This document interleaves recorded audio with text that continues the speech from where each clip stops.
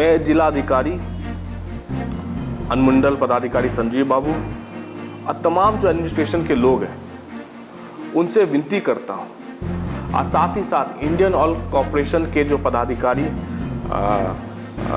महोदय से भी मैं विनती करता हूँ कि सर 8 महीने का जो समय है, लोग अब जो है भूख मर रहे हैं, उनके घर में चूल्हा जलना सर मुश्किल हो गया है। एक गाड़ी की कीमत सर 50,000 के किस्त होती है, एक किस्त होता महीने का, गाड़ी कमाती है 5,000। वो परिवार गाड़ी चलाए या किस्त भरे या अपना घर चलाए, क्योंकि ये काम 8 महीना से इंडियन ऑयल कॉरपोरेशन में नहीं हो रहा है। हमारी एक ही विनती या दरखास्त है इंडियन ऑयल कॉरपोरेशन के पदाधिकारी से कि ये गाड़ी को सर आप वापस ले जाएं। ये 117 गाड़ी 20 गाड़ी आपने जो भेजा है, ये तमाम गाड़ी जो है पूरे महीने का ये गाड़ियों का लोड खाली है, और यहाँ की गाड़ी जो है ब्रौनी बेस्ड गाड़ी खड़ी हो जा रही है। यहाँ पर हॉस्पिटल की व्यवस्था आप देख लीजिए, यहाँ पर आप एजुकेशन की व्यवस्था आप देख लीजिए। कई वर्षों से जो है दिनकर विश्वविद्यालय की जो मांग हो रही है, तो दिनकर विश्वविद्यालय होने से जो है यहाँ का जो स्टूडेंट है जो दरभंगा और सब मुश्किल की सामना करनी पड़ती है। Exactly madam, exactly. हम भी जैसे कि बाहर जाके मास कम्युनिकेशन लिए हैं मैडम, अगर जीडी कॉलेज में मास कम्युनिकेशन की व्यवस्था अगर होगी, कल कि एज अ कोर्स आएगा, बहुत तरह का बात होती है, यूनिवर्सिटीज अगर खुलता है, उनको दर्जा मिलता है, तो बहुत सारी अपॉर्चुनिटी खुलती है। अपॉर्चुनिटी किसके लिए होता है? वहाँ के जिला वासियों के लिए होता है, मगर सरकार जो है इधर से इधर कोई काम नहीं मैडम। We want result. हम बातों से अब काम चलने वाला नहीं है, हमें रोजगार चाहिए, हमारी व्यवस्था सही होनी चाहिए। The youth needs to be motivated.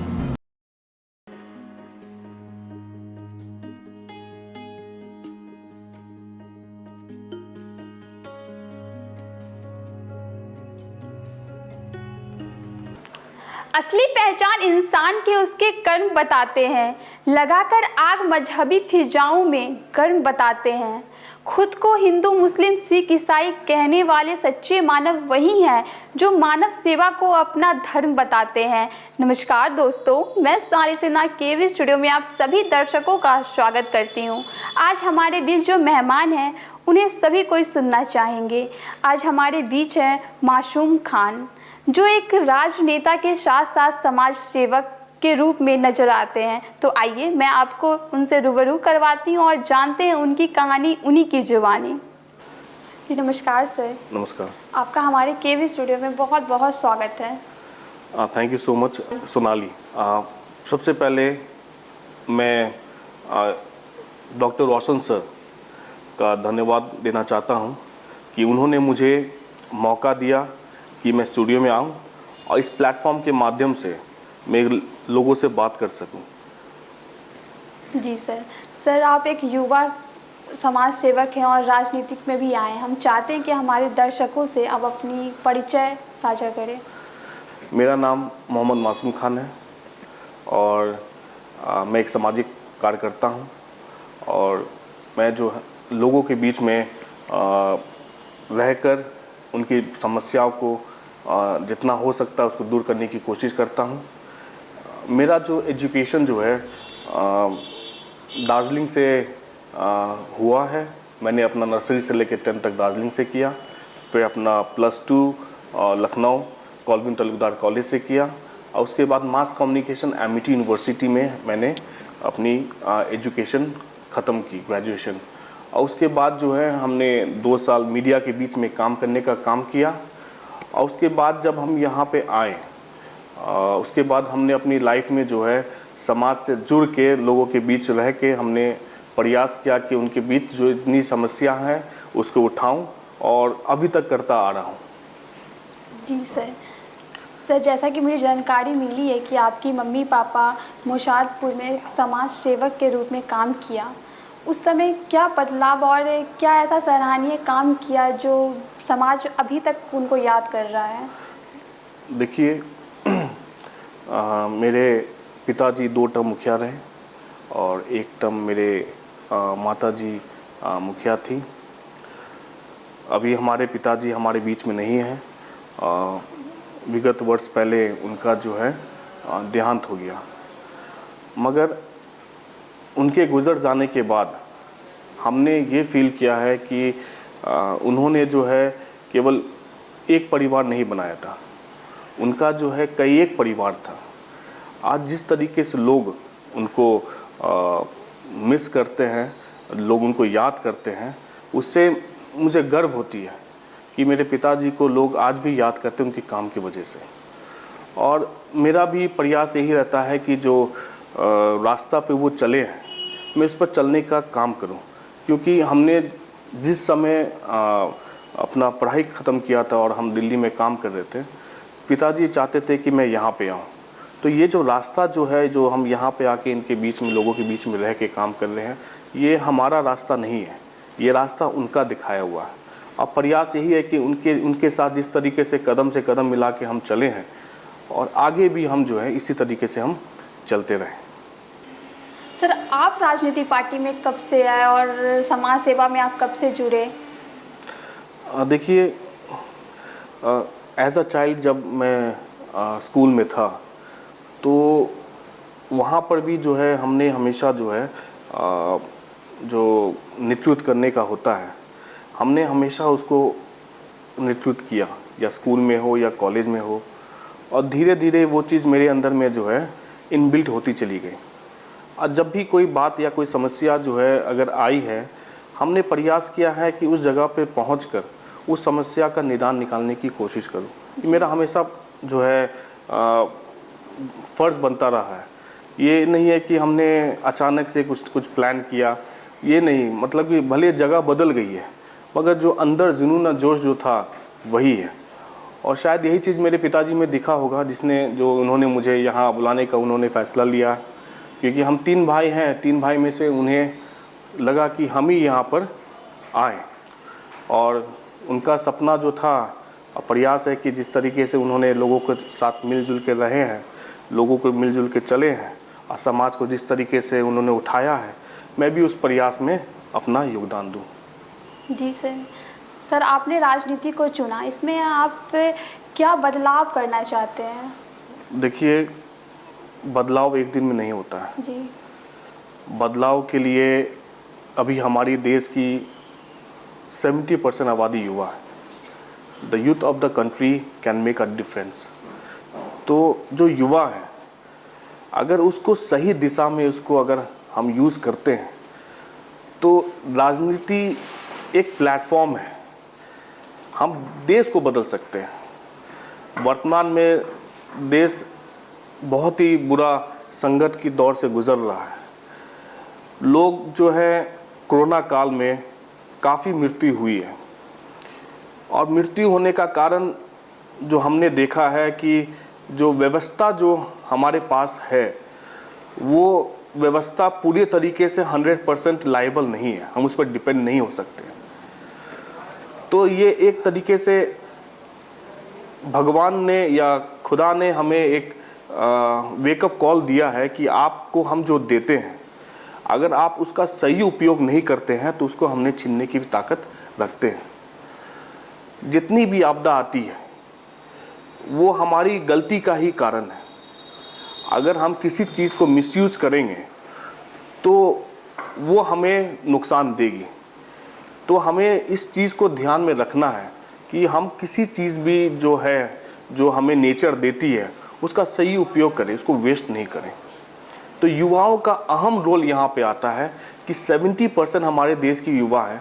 अगर ये राजनीति में आती है, अगर ये आते हैं, तो राजनीति का जो फेस है वो बदल सकता है, काफ़ी बदलाव आ सकता है। सर, आपने राजद पार्टी को ही क्यों चुना? देखिए, जिस तरीके से लालू यादव ने जी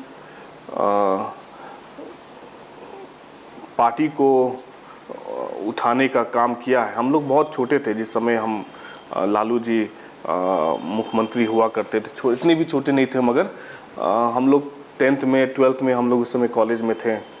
और उस समय जो बदलाव आया था बिहार में, जो छोटे वर्ग के लोग जो है के तरफ जो आवाज़ बुलंद होना शुरू हुआ था, एक इक्वालिटी लाने की प्रयास था उनका। जब लालू जी के बारे में हमने जब उनके जीवनी के बारे में पढ़ा तो हमको लगा कि ये एक ऐसा नेता है, he is a mass leader, he is not a made leader, he is a self made leader. क्योंकि अभी लालू जी भले पीछे थे मगर लोग उनके लिए आज भी इंतज़ार कर रहे हैं। जी जी। आज जब लालू जी वापस आएंगे तो काफ़ी आपको दिखने को मिलेगा कि जो है, क्योंकि आप रेलवे को देखिए, रेलवे को जिस तरीके से उन्होंने घाटा से फ़ायदा में लाया एज अ रेल मंत्री जब उन्होंने बना था, वो बहुत ही सराहनीय कार्य है, जिसके लिए उनको देश विदेश उनको बुलाया गया। उनको यहाँ तक हार्वर्ड ऑक्सफोर्ड भी लोगों ने उनको इनवाइट किया, स्टूडेंट ने उनका लेक्चर सुना। तो बहुत सारे और भी कारण थे जिसको मुझे जो है, और हमारे पिताजी कांग्रेस में थे और कांग्रेस में और हम राजद में, तो हमने घर में ही गठबंधन बना लिया। उन्होंने मुझे कभी दबाव नहीं दिया कि तुम इस पार्टी को, क्योंकि हर आदमी का अपनी विचारधारा होती है। तो as a leader he was a my guide, वो मेरे बहुत बड़े गाइड थे वो। सर, वर्तमान में जो उठापटक चल रही है युवाओं की सम्मिश्रण, क्या आपको लगता है कि तेज प्रताप से चिराग मिल जाएंगे? देखिए, अगर चिराग आते हैं तो युवाओं का ही है, और जिस तरीके से चिराग पासवान के साथ जो हुआ है वो बहुत ही गलत हम इसको कहेंगे, क्योंकि उनके पिताजी के गुजर जाने के बाद रामविलास पासवान ने इस पार्टी को खड़ा किया। और उनके गुजर जाने के बाद जिस तरीके से पार्टी का छीन भिन हुआ है, अगर चिराग पासवान आते हैं, क्योंकि वो भी पिछड़ा वर्ग से आते हैं, तो उनको अंदर भी नेतृत्व करने की जो है वो ताकत है, और एक नया विज़न, नया सोच के साथ भी आएंगे, और उसको सही तरीके से उपयोग किया जाए तो आदमी जो है पार्टी के साथ साथ बिहार को भी फ़ायदा हो सकता है। जी सर, हम जानना चाहेंगे कि आपका जो एनजीओ है समय की पुकार, इसका उद्देश्य क्या है? देखिए, समय की पुकार में ही एक नाम है, समय की पुकार। अभी पुकार क्या है? पुकार ये है कि कोरोना काल में लोगों की मदद हो, महामारी चल रही है। तो हमारा प्रयास यही होता है कि जो है लोगों की जहाँ तक हो सके मदद में खड़े हों, अपने जितना दम या अपने जितना हो सकता है। हमारे कार्यकर्ता, हमारे सचिव नुरुद्दीन भाई हैं और हमारे बहुत सारे जो मेंबर हैं जो इससे लग भीड़ के इसमें काम करते हैं। अभी फ़िलहाल में हम लोग ने जो है कोरोना काल में सैनिटाइजेशन करवाने का कार्य किया हम लोग ने अगल बगल गांव को, और साथ में साथ पिछले साल जब कोरोना काल आया था तो तकरीबन 4 महीना लगातार हम लोग ने लोगों के बीच में अनाज बांटने का काम किया। 4 महीना तकरीबन 6000 लोगों को हम लोग ने उस टाइम पर चावल, चूरा, दाल ये सब पहुंचाने का काम किया। तो उस समय पिताजी का भी काफ़ी योगदान रहा। हमेशा जो है हमारे सामाजिक कार्य में वो काफ़ी इंटरेस्ट लेते थे और एक तरीके से बहुत ही मोटिवेशनल, बहुत ही मोटिवेटेड हम फील करते थे जब वो हमारे बीच में रहते थे। क्योंकि जब होता क्या है कि जब 1-2 आदमी एक ही विज़न के बारे में सोचते हैं तो उसका जो प्रोडक्ट होता है, जो उसका जो आउटकम होता है, बहुत ही अद्भुत होता है।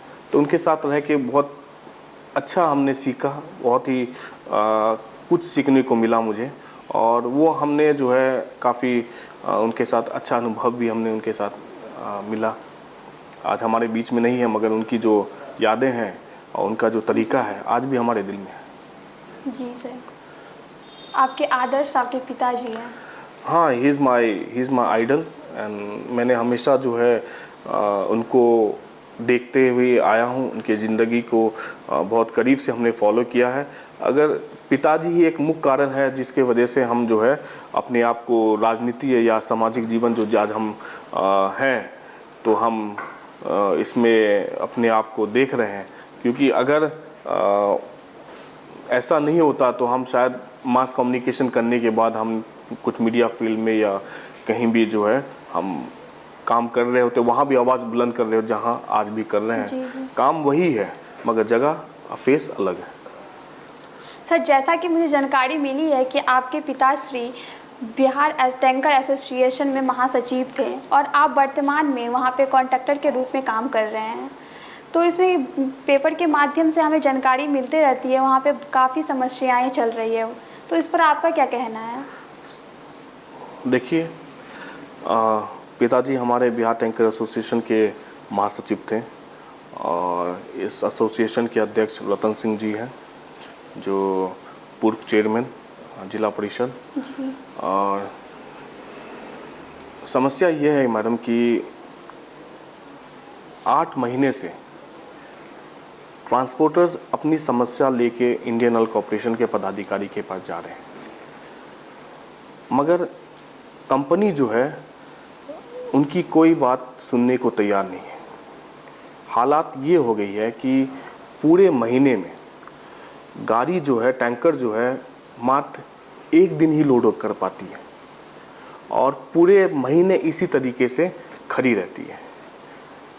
अब सिचुएशन ऐसा हो गया है कि बहुत सारे लोग जो है वहाँ पर भूखमरी के कगार पे आ गए हैं। अब गाड़ी का किस्त जो है, एक टैंकर की कीमत काफ़ी होती है और आदमी जो है एक टैंकर खरीदता है, वो घर चलाए या उसका किस्त भरे, पूरे महीने में 1 दिन ही लोड कर पाना गाड़ी को 18 केल, 20 केल, 24 केल यूं ही खड़ी रहती है। लोग भूखमरी के शिकार हो रहे मैडम, भूखमरी के शिकार। और कई बार कंपनी के साथ पत्राचार हुआ है, हमने कंपनी से बात किया है कि इस मुद्दे पर, मगर कंपनी जो है इस पर किसी तरह का जो है पॉजिटिव रिस्पांस हम लोग को नहीं दिया है। मैं इस प्लेटफॉर्म के माध्यम से, जब आपने हमसे सवाल किया है, मैं जिला अधिकारी, अनुमंडल पदाधिकारी संजीव बाबू और तमाम जो एडमिनिस्ट्रेशन के लोग हैं उनसे विनती करता हूँ, और साथ ही साथ इंडियन ऑयल कॉर्पोरेशन के जो पदाधिकारी महोदय से भी मैं विनती करता हूँ कि सर 8 महीने का जो समय है, लोग अब जो है भूख मर रहे हैं, उनके घर में चूल्हा जलना सर मुश्किल हो गया है। एक गाड़ी की कीमत सर 50,000 के किस्त होती है, एक किस्त होता महीने का, गाड़ी कमाती है 5,000।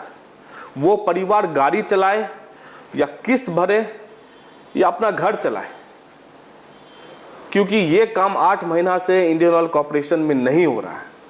हमने कई बार जो है कंपनी को और साथ ही साथ जो है एडमिनिस्ट्रेशन को इस बारे में चिट्ठी भी लिखा है, केवल आश्वासन से कुछ नहीं मिल रहा, जिसके आवेश में हम लोग ने आज से 2 दिन पहले मैडम श्री रतन सिंह हमारे जो अध्यक्ष हैं उनके निवास स्थान पे एक मीटिंग हुआ था, जिसमें हम लोग ने फैसला लिया है कि हम लोग जो है कार्य बहिष्कार करेंगे। जब गाड़ी चलेगा ही नहीं तो गाड़ी को खड़ा करने से क्या फायदा। हम लोग मैडम लोग वहाँ मरने पर वाले हैं, ऐसी स्थिति उत्पन्न हो गई है।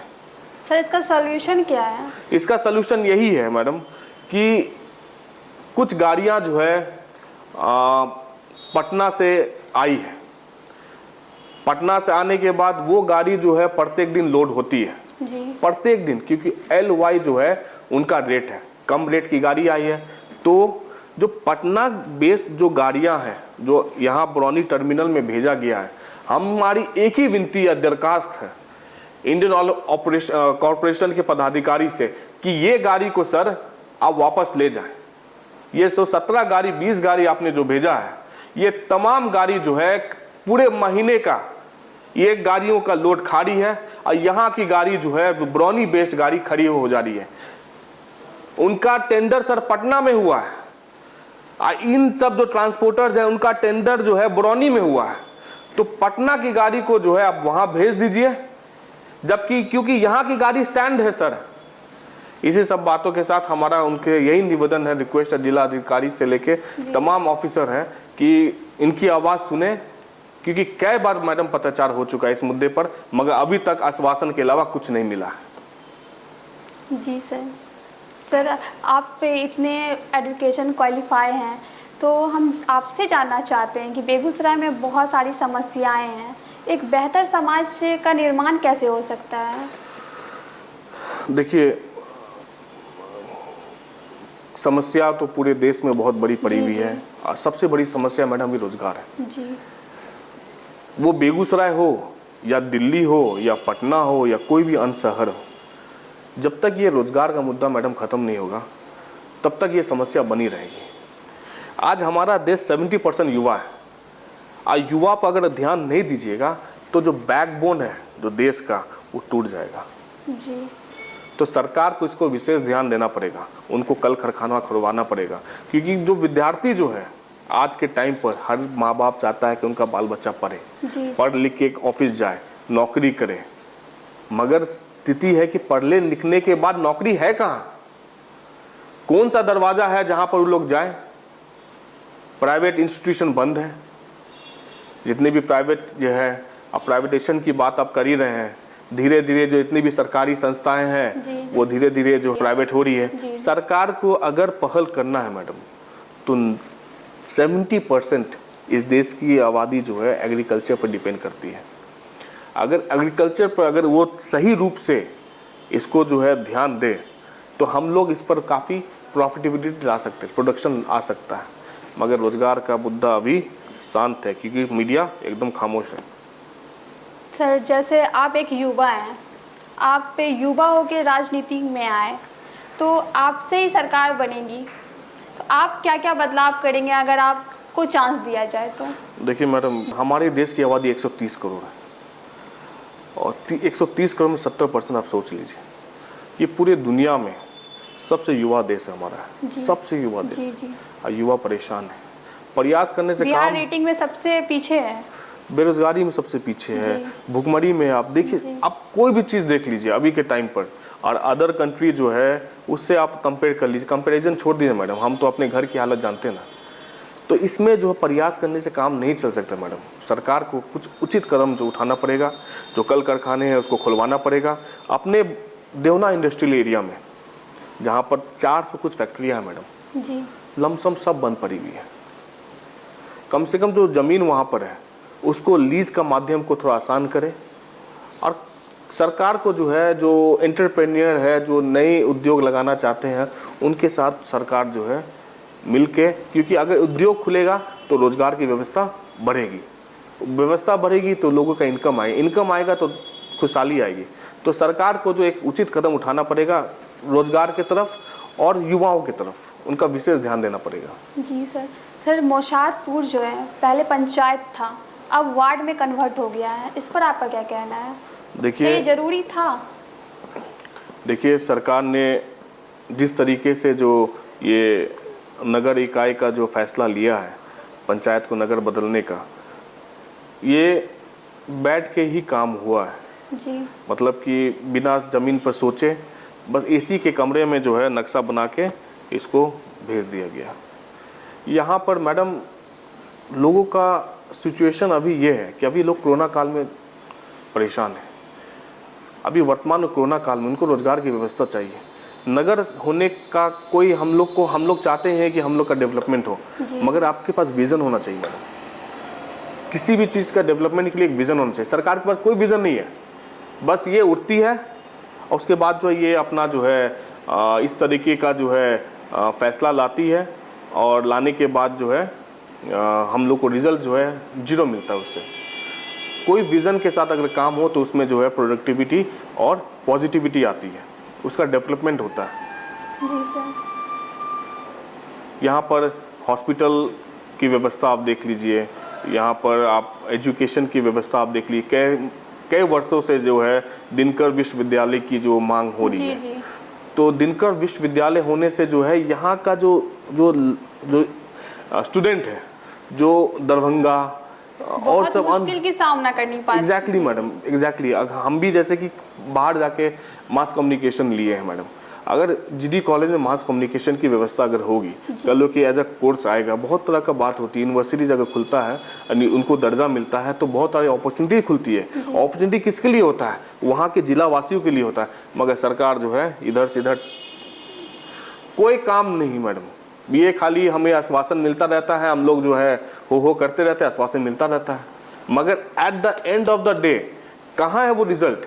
जी। अभी मेडिकल कॉलेज खुलने की बात थी, मेडिकल कॉलेज का ज़मीन का सारा बात हो गया, सब कुछ हो गया, शिलान्यास भी शायद हो गया, मगर वेयर इज़ द रिजल्ट? तो हम लोग का जो है यही है कि वी वांट रिजल्ट। हम बातों से अब काम चलने वाला नहीं है, हमें रोजगार चाहिए, हमारी व्यवस्था सही होनी चाहिए। The youth needs to be motivated. Sir आपका एम क्या है आगे चल के?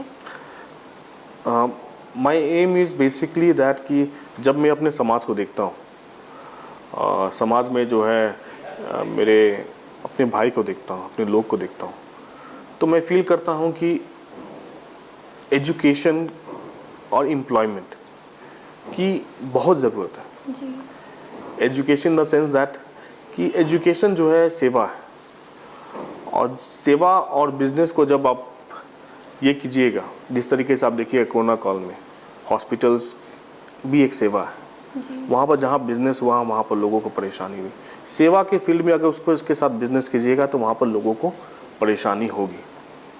तो मैं जिस तरीके से मेरा एजुकेशन हुआ है दार्जिलिंग में, तो मैं भी चाहता हूँ कि एक ऐसा स्कूल मैं यहाँ पर बनाऊँ या मैं यहाँ पर खोलूँ कि लोगों को जो है ऑलराउंड डेवलपमेंट मिले। इसके पीछे भी एक रीज़न है मैडम जी। कि आज से 1 साल पहले, काफ़ी दिन नहीं बीता है, मुझे याद है, पिताजी के पास मेरा एक लड़का आया था ग्रामीण। उसने जो है एक एप्लीकेशन लिखा था, और वो एप्लीकेशन जो है वो किसी ऑफिसर के पास भेजना चाहता था। तो पिताजी ने ऐसे ही बोला कि देखो, जिस ऑफिसर को तुम एप्लीकेशन दे रहे हो उसको जो हिंदी नहीं आती है, अगर हो सकता है तो उसको जो है एप्लीकेशन जो है तुम इंग्लिश में लिख के उसके पास फॉरवर्डिंग के लिए हम तुम्हारा फॉरवर्डिंग कर देंगे। तो उसने बोला कि मुखिया जी मुझे जो है इंग्लिश नहीं आता एप्लीकेशन लिखना। तो पापा ने पूछा कि कौन से क्लास में हो तुम? तो उसने बोला कि मुखिया जी हम इंटर में पहुंच गए। तो पापा ने, तुम इंटर में पहुंच गए, अभी तक तुम एप्लीकेशन लिखना नहीं आया? तो कब सीखोगे? तो उसने बोला कि अगले साल इंग्लिश कोचिंग करेंगे, उसके बाद जो है सीख जाएंगे। तो पिताजी ने बोला कि 1 साल तुम इंग्लिश कोचिंग करोगे तुम सीख जाओगे? ठीक है। बोले लाओ अभी हम लिख देते हैं, उसके बाद तुम जाके इंग्लिश कोचिंग अपना करना। तो वही बात जो है पिताजी मेरे सामने में मुझे बोले कि देखो बेटा, अपने भगना भतीजा को तुम देख लो, सब जो है सब बड़े बड़े स्कूल में पढ़ रहा है, नाम तो हम नहीं लेंगे, आप तो बेगूसराय में काफ़ी अच्छे से स्कूल्स भी हैं, सब बड़े बड़े स्कूल में पढ़ रहा है, मगर कोई भी लड़का जो है अच्छे से अंग्रेजी एप्लीकेशन भी नहीं लिखना आता, बोलना तो दूर की बात है। जी जी। तो हम चाहते हैं कि तुम एक स्कूल खोलो यहाँ पर। तो उनका भी एक सपना था कि समाज में एक स्कूल का निर्माण वो करें। तो अब उनका सपना जो है मैं प्रयास करूँगा जो है कम से कम एक स्कूल जो है अपने एरिया में वहाँ पर खोलने का प्रयास करूँगा, ताकि लोगों को ऑलराउंड डेवलपमेंट के साथ साथ जो है एजुकेशन के साथ साथ एक्स्ट्रा करिकुलर एक्टिविटी भी लोगों को बीच में रहे। सर राजनीति में युवा को आना चाहिए, इसमें अब जो युवा हैं उनको कैरियर अपना अपनाना चाहिए इसमें। देखिए मैं तो बोलूँगा 100% आना चाहिए जी। अभी के वर्तमान टाइम पर देखिएगा कि अधिकतर लोग राजनीति से कटना पसंद करते हैं, क्योंकि एक तरीके का वो दलदल समझते हैं कि अच्छे भी लोग हैं, मगर युवाओं के आने से विज़न जो होता है, पॉजिटिविटी जो होती है, जो जोश होता है, जो जुनून होता है वर्तमान वक्त में चाहिए, वो युवा ही दिला सकता है। युवाओं को 100% राजनीति में आना चाहिए। जी सर। सर बहुत बहुत शुक्रिया जो आप अपना टाइम निकाल के यहाँ आए। Thank you so much. And मैं इस प्लेटफॉर्म के माध्यम से आपका धन्यवाद करना चाहता हूँ कि आपने जो है मुझे यहाँ बुला के आपने मुझे समय दिया और मुझे अपनी बातें जो है लोगों तक पहुँचाने का एक प्लेटफॉर्म दिया, जिसका लिए मैं आपका आभार प्रकट करता हूँ। बहुत बहुत धन्यवाद, बहुत बहुत शुक्रिया।